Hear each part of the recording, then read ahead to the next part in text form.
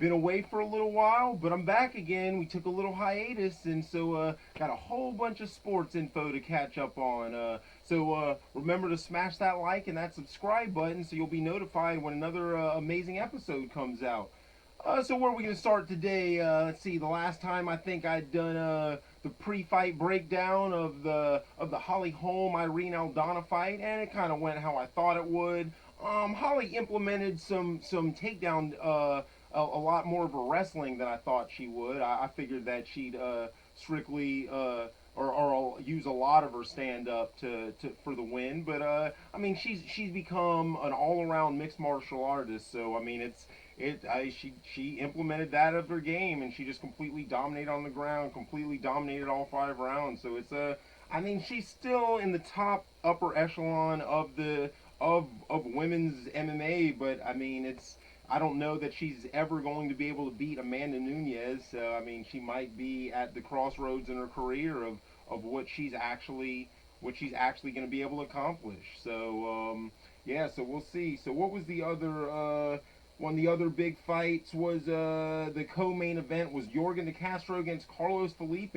And Carlos Felipe looked good. He kept that pressure on. He just kept moving forward no matter what Jorgen could do. I mean, and Jorgen seemed like he was the better technical fighter, but it was just that Felipe just kept putting that pressure on, and De Castro couldn't keep up with it. And so that was a nice win for Felipe. Who else?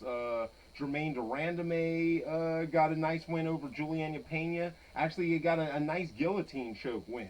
She was in the third round. She was winning nicely on stand up, but then they'd gone to the ground. She was able to get a nice choke. So that was nice for Jermaine Durandame. She's really, I mean, she was, I mean, if she could actually get, I mean, it's good to see with that submission win. If she could actually get some more wrestling, she could really challenge Amanda Nunes, because that's the only way Nunes was able to win, was just constant takedowns, because she was getting lit up in the stand up. So it'll be nice to see if Jermaine can actually is able to get some better wrestling. And what I guess that was a comeback Carlos Condit. He was able to get a nice win over Court McGee, so maybe his career isn't over yet. We'll see. And so that was where was that? That was oh yeah, okay. So that was on Fight Island. That's where a couple of the events have been now. And so then the next event on Fight Island was Marlon Moraes against Corey Sandhagen.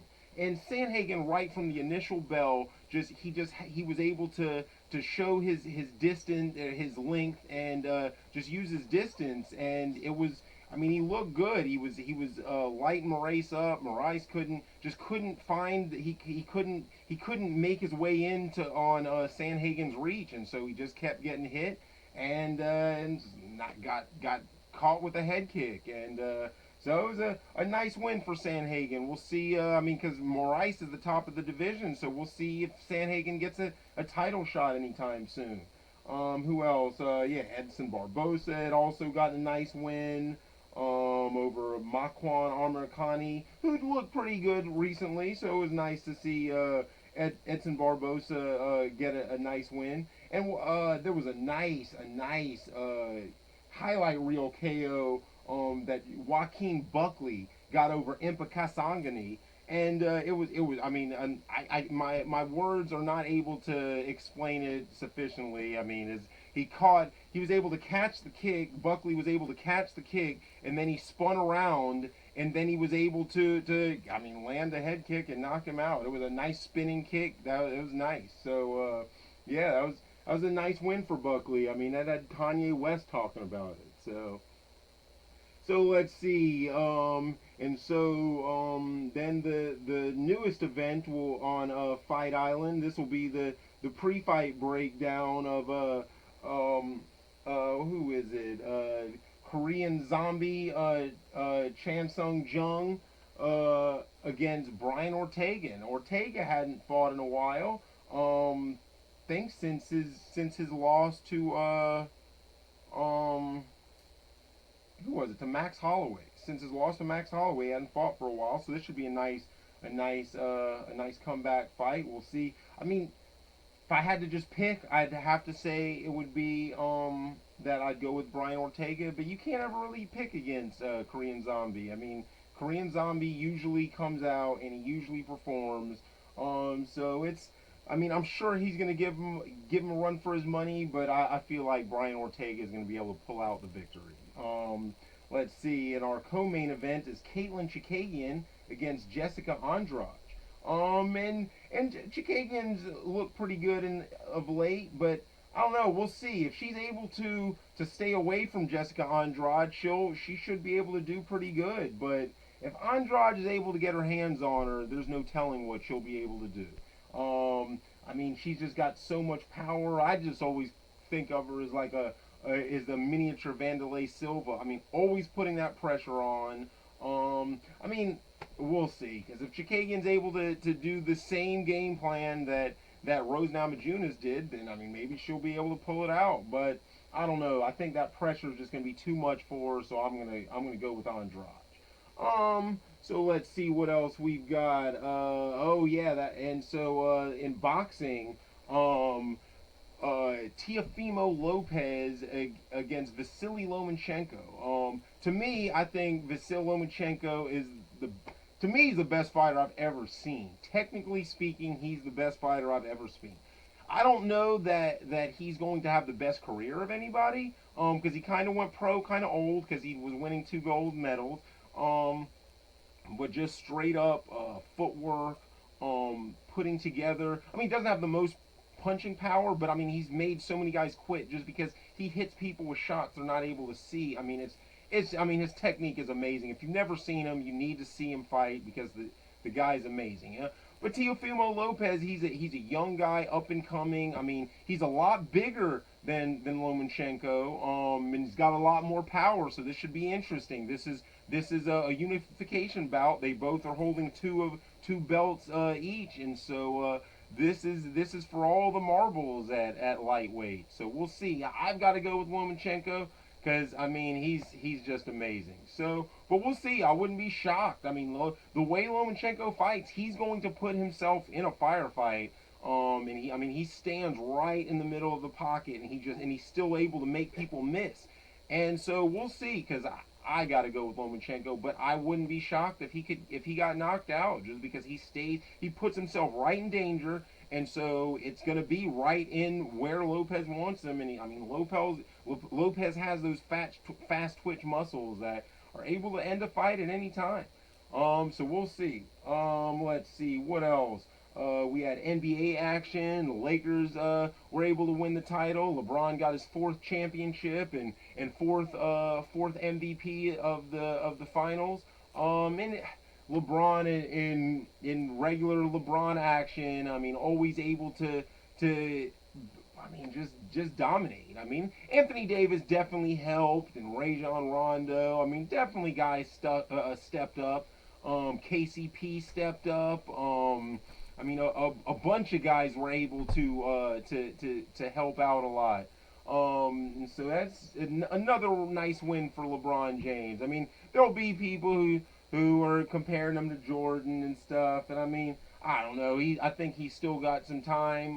Me personally, someone who's actually was born in Jordan's hometown, who loves Jordan. I think Jordan has the best career of all time, but just from the eye test, I've got to go with LeBron James. I mean, from the eye test, he's the best I've ever seen, and I mean, you can't argue with me about that. I mean, I mean, he's the most athletic. I mean, it's like if Karl Malone and Allen Iverson, and not Allen Iverson, but if Karl Malone and John Stockton became one guy, I mean, it's just amazing. So yeah, LeBron got another title, and yeah, we'll see. The new season shouldn't be that long a break until the new season starts. So the Lakers might be on the path for another title before we know it.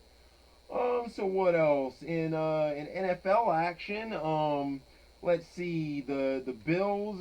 They had I don't even remember who they lost to. They'd finally gotten lost. They're 4-1.